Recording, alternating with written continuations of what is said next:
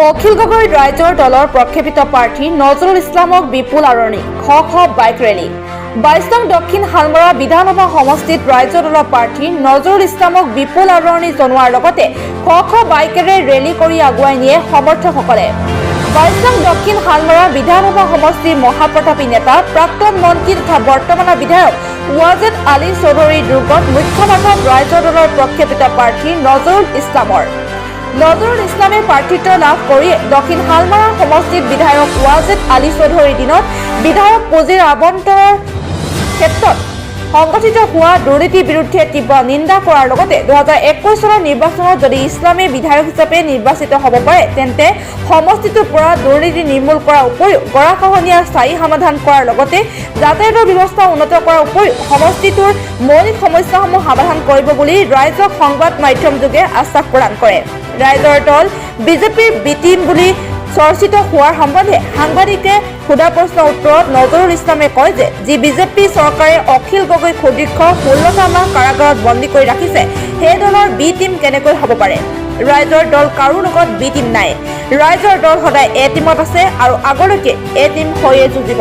প্ৰথমেই মই আপোনালোকৰ জৰিয়তে দক্ষিণপুৰ সমষ্টিবাসী শ্ৰদ্ধাৰ সন্মানীয় জনসাধাৰণক মই মোৰ তৰফৰ পৰা আন্তৰিক ধন্যবাদ অভিনন্দন জ্ঞাপন কৰিছোঁ।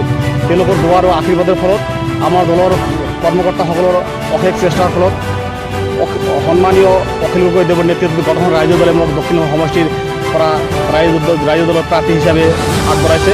মই এই চেগতে আমাৰ দলৰ শীৰ্ষ নেতৃত্বৰ লগতে দলৰ সকলো কৰ্মকৰ্তা লগতে দক্ষিণ সমষ্টিৰ সন্মানীয় জনসাধাৰণক মই আকৌ এবাৰ মোৰ ফালৰ পৰা আন্তৰিক অভিনন্দনৰ কৃতজ্ঞতা জ্ঞাপন কৰিছোঁ। এইখিনিতে মই ক'ব বিচাৰোঁ যে ইতিমধ্যে আপোনালোকে জানে যে আমাৰ দক্ষিণ সমষ্টিখন গোটেই অসমৰ ভিতৰত এখন পিছপৰা আৰু অনন্ত সমষ্টি। এই সমষ্টিখনত দীৰ্ঘদিনৰ পৰা বৰ্তমানৰ কংগ্ৰেছ বিধায়ক ৱাজেদ আলী চৌধুৰী ডাঙৰীয়া প্ৰতিনিধিত্ব কৰি আছে। এই সমষ্টিখন এনেকুৱা এখন সমষ্টি এনেকুৱা সমষ্টি গোটেই ভাৰতবৰ্ষৰ ভিতৰত আপুনি কত বিচাৰি নাপাব। যিখন সমষ্টিত বান গৰাখহনীয়া কৰি বিধ্বস্ত কৰি পেলাইছে, যাতায়াতৰ বাবে একেবাৰে অনুপযোগী, কোনো প্ৰকাৰ ৰাস্তা ঘাট নাই, হস্পিটেল নাই, ভাল স্কুল কলেজ নাই, বেংক নাই, কেৱল এই সমষ্টিখনত দুৰ্নীতিৰ কৰাপশ্যন হৈছে।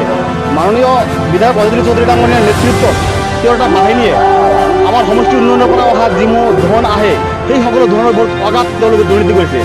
ইতিমধ্যে আপোনালোকে জানে যে টিউবৱেলৰ ওপৰত কেলেংকাৰী হৈছে, চ'লাৰৰ ওপৰত কেলেংকাৰী হৈছে, চুৰিট স্কিমৰ ওপৰত কেলেংকাৰী হৈছে, MLA LED স্কিমৰ ওপৰত কেলেংকাৰী হৈছে, মানে সকলো স্কিমতে মাত্ৰ কেলেংকাৰী। তেওঁ এটা নিৰ্দিষ্ট বাহিনী আছে, সেই বাহিনীৰ জৰিয়তে সমষ্টি উন্নয়নৰ যিসমূহ ধন আহে সেইসমূহ ধন এটা বুজন সংখ্যকৰ তেওঁ এটা কমিশ্যন লৈ পেলাই তেওঁ এটা বৃহৎ পৰিমাণে কেলেংকাৰী কৰিছে।